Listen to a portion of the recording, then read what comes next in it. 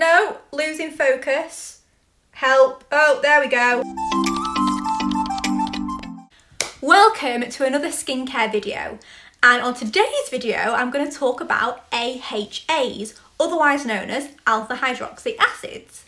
Now, if you've watched previous skin videos, you may have heard or watched me talk about BHAs.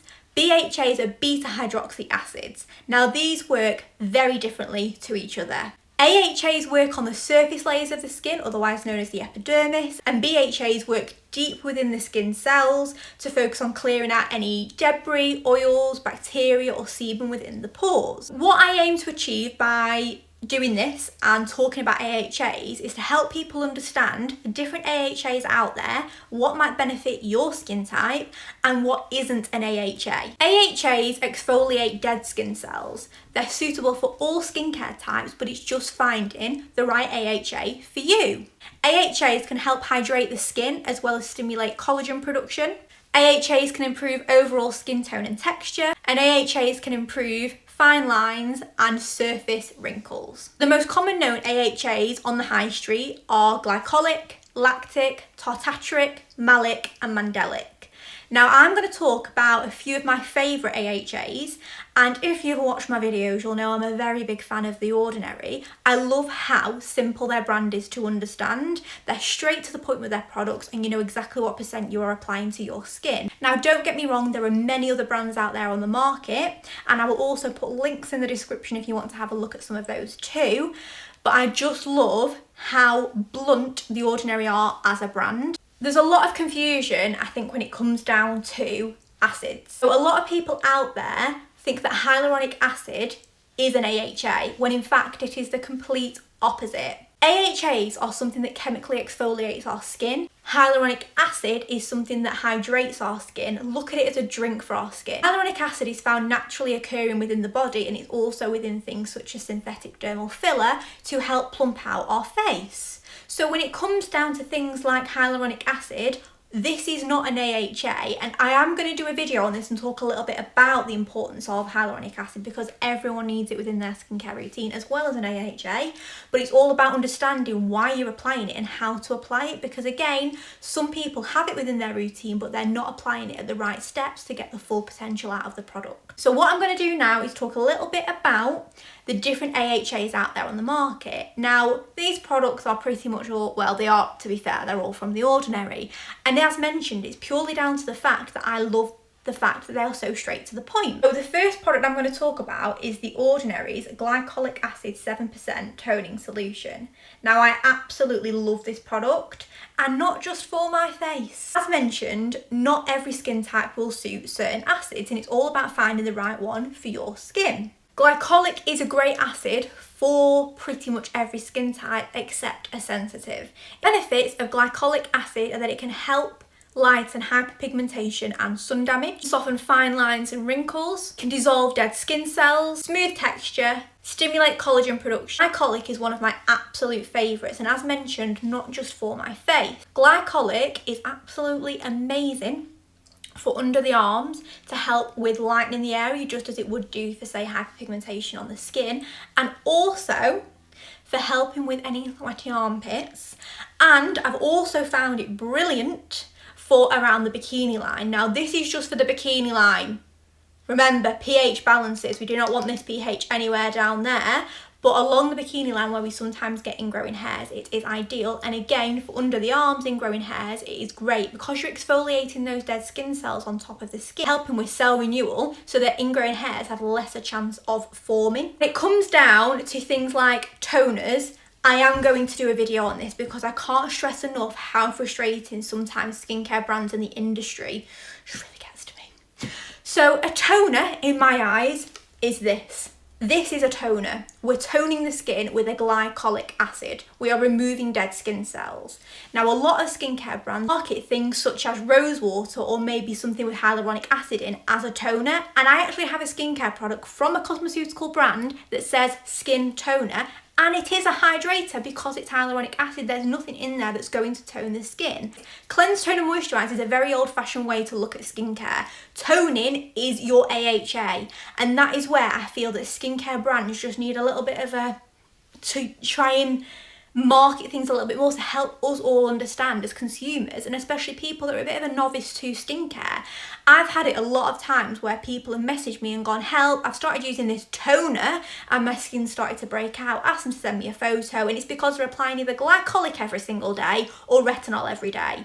Now, it's not those brands like The Ordinary saying that this is a toner is correct. It is a toner. It's the brand where it's a hydrator calling it a toner and confusing people.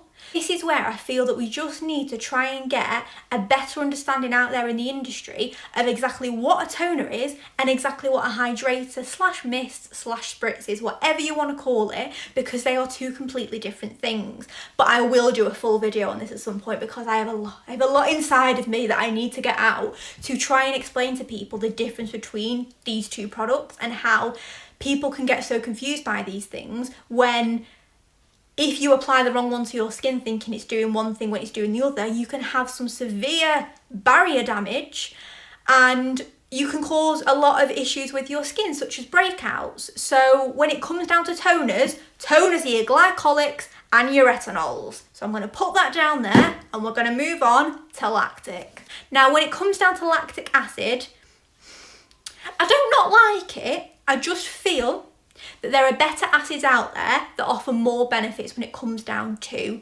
AHAs. So I am going to talk about it, obviously, so that we can cover it and talk about the benefits. But this isn't my favourite. I've obviously got The Ordinary, and we have a 5% with hyaluronic acid, which is fabulous. And we also have a 10% with hyaluronic acid. Now, obviously, 5% first, then move up to 10 and just see how your skin feels if you were to start on something such as a lactic. Lactic is perfect for a dry and a sensitive skin. Now, lactic acid can help to smooth fine lines, just like a glycolic. It can help with wrinkles as well. It can help with skin tone and texture. It can also hydrate the skin and also help to plump. Other than that, it doesn't do what a glycolic would, but this is where it comes down to choosing the right one for your skin type. I do like lactic, but I don't love it. If you were to say to me, what would be your preferred choice for any skin type where we're going to have no issues? Mandelic all the way. Mandelic acid that I'm going to speak about is obviously The Ordinary. No, losing focus. Help. Oh, there we go. 10% with HA, hyaluronic acid. Love that. When it comes down to Mandelic acid, it's my favourite over lactic purely down to the fact it has more benefits and can target more skin types. Mandelic can help with softening fine lines and wrinkles. It can help with the pigmentation that's left behind from any acne, such as PIH, which is post-inflammatory hyperpigmentation. It can also help to treat any acne or blackheads, and it can also help to regulate sebum production. When it comes down to lactic and Mandelic, this is my winner. And anyone that asks, this is the one that I always say go for. Lactic is great if you are super sensitive and you already have it as, say, a product in, and you can then build to a Mandelic. But if you were to ask me which is the acid that you would recommend, it would always be Mandelic. Now, when it comes down to Tartaric and Malic Acid, I have searched high and low, and if anyone has one out there, please send me the link for a acid that is as pure as these are, literally. Please help me. I just want one that has on the bottle what it is and what percent it is. So don't get me wrong, I've obviously come across them, but within other products. So I want this video to mainly be about what's accessible out there in the industry that you can buy, that you can apply to your skin, understand what you're applying to your skin, and get the benefits of the product. So I am going to speak a little bit about the benefits of Malic and Tartaric, but I don't have anything to show you because I can't find anything out there that I would personally buy because there's so many other products in there. And this takes away from how pure and how my thought process is on skincare products and how we apply things to our skin. If we apply a product that has, say, a mixture of different acids in there, but one of them doesn't agree with us, what's saying that the original ingredient wasn't perfect, but the other one just didn't, and then we've stopped using it? Does this make sense? I hope you're all getting where I'm going with this. So I'm going to speak a little bit about Malic acid first. Malic is great except for sensitive skin types, which is a little bit like our glycolic. All of them, it can help to soften fine lines and wrinkles, easily smooth texture, which is what an AHA is designed to do. It can also help retain moisture, which I think is why it's found in so many products with other products rather than just on its own. And obviously if we have glycolic that can treat pretty much every skin type apart from sensitive, I can understand why a lot of brands don't use that as the main choice of acid. Tartaric is ideal for a dry skin, but again, this kind of takes away from everything else. So lactic is perfect for a dry and sensitive, so why bring out another acid that essentially targets just one of those skin types? So I completely understand where skin brands are going with things like this, and it makes a lot of sense as to why I can't get hold on something as pure as what I have here. Tartaric contains antioxidant properties, obviously softens fine lines and wrinkles, also helps to dissolve flaky dry skin. It does everything that every other acid offers, but on a smaller scale. There's more benefits to other AHAs, and that's exactly why I prefer Mandelic over lactic. I do want to speak a little bit about salicylic acid, and I'm just going to obviously show you to the camera because I like doing this. Now I have mentioned this in previous videos, and this is my salicylic acid that I use, and this is just from Revolution, and it's a 2%, which is the highest percent that they can sell over the counter. Now, the reason I wanted to show you this was because I want to talk a little bit about application. Now, all of these products here are essentially a bit like a serum. Once we've cleansed the skin and we've spritzed the skin, and if we want to apply hyaluronic acid, we can do, although some of these do have hyaluronic acid in, we can then apply our AHA and then apply our moisturiser on top. Now, when it comes down to our glycolic, this product needs to be applied with a cotton pad. Literally, cleanse your skin like normal. I would then not spritz my skin. This is just my personal outlook on it. I don't see the point. I would then use a cotton pad all over the face to make sure that I've reached every area I need to with glycolic. Now, there's no saying that you have to target every area of the face. There's no harm in mapping and doing maybe just your forehead if it needs it.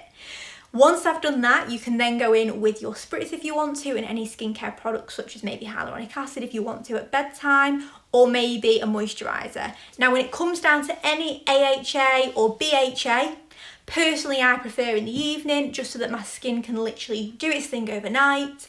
And also, why do we want to be putting an AHA or a BHA even on in the morning to then be hit by UVA and UVB damage? Watch my video on SPF.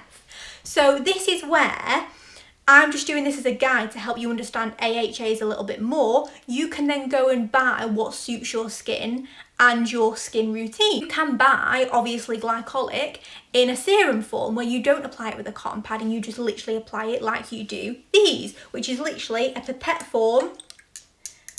And then obviously once you've got your pipette as much product as you need, you can then from there apply that to the skin. With this, as mentioned, we obviously have to open this up, apply to a cotton pad, and then obviously wipe over with that. So whilst obviously I'm showing you some products, I may as well go into a few others. So I have mentioned before, obviously again, check out my salicylic acid video. This is azelaic acid. Now this is one of my favourite products. This is a little bit like a slow release salicylic acid. It's not an AHA and it's not a BHA. It's in a world of its own. It's like a bit of a distant cousin, twice removed, 3 times removed, maybe 4 times removed. It is fabulous for a sensitive skin type, someone with rosacea. It's absolutely brilliant. So if you're a little bit worried about applying, say, an acid or a chemical exfoliant to your skin, such as a glycolic, lactic or mandelic, which I have here, something like this is ideal. It works a little bit like an AHA and a little bit like a BHA, but on a very, very, very small scale. So please do check this out. And obviously, want to talk to you about hyaluronic acid. Now, this is my absolute favourite. This is from a brand called 𝐂𝐡𝐥𝐸 or 𝐂𝐸𝐸. I'm not going to lie to you. Every time I pronounce this, I always have to say both because I'm still not quite sure whether it's 𝐂𝐡𝐥𝐸 or 𝐂𝐸𝐸. I'm going to go 𝐂𝐸𝐸. I'm going to go 𝐂𝐸𝐸. So this product is absolutely amazing. This is a drink for your skin. Now, I'm not going to go into too much detail about this because, like I said, I'm going to do that on a different video. But this is where I want you to understand that this is nothing like any of these products here. They are not the same, but it's all about understanding why we're applying what to our skin, for what reason, what it's doing, and what can we apply with it. So although I've obviously spoken a little bit about hyaluronic acid, salicylic acid and azelaic acid, this video is mainly targeted to AHAs. So in short, really, AHAs are a chemical exfoliant that exfoliate the skin's epidermis. They don't go deep within the skin. That is what a BHA does. They're water soluble. They help with fine lines and wrinkles. They help with skin tone and texture. And they work a little bit like a physical exfoliant, but without the trauma that sometimes a physical exfoliant can cause. Now, if you're one of my clients, you'll know how against I am against facial brushes and also about physical exfoliants. They can cause micro tears sometimes in the skin's epidermis, and when we've got micro tears within the skin's epidermis, we're then letting things in that we don't want, such as bacteria. We may cause dryness on the skin, we may cause irritation on the skin, a little bit of dermatitis. We don't want that. So this is why I am always for a chemical exfoliant. Now, my favourite out of all of these for myself is a glycolic. Although a Mandelic, literally I couldn't rave about it anymore because it has the benefits that it needs for pretty much every skin type, whether you're sensitive, dry, acne skin, oily skin, it is perfect for everyone. I have got quite a few Chloe's Classroom posts that I'm going to post around here so that you can see obviously a little bit of information on azelaic acid, salicylic acid, AHAs, BHAs, so you can understand a little bit more about certain things. But I hope that you understand a little bit more about why we apply an AHA to the skin and not to be scared about it. It's just all about understanding why you're applying it for your skin type. Now, I am going to class this as a bit of an anti-aging video because it can help with fine lines and wrinkles, but it's for every skin type. Everyone should have an AHA in there and everyone should have a hyaluronic acid in there, but as mentioned, that'll be on another video. But yeah, if you've enjoyed this, please like, subscribe, follow, do what you gotta do, and I shall hopefully see you on my next.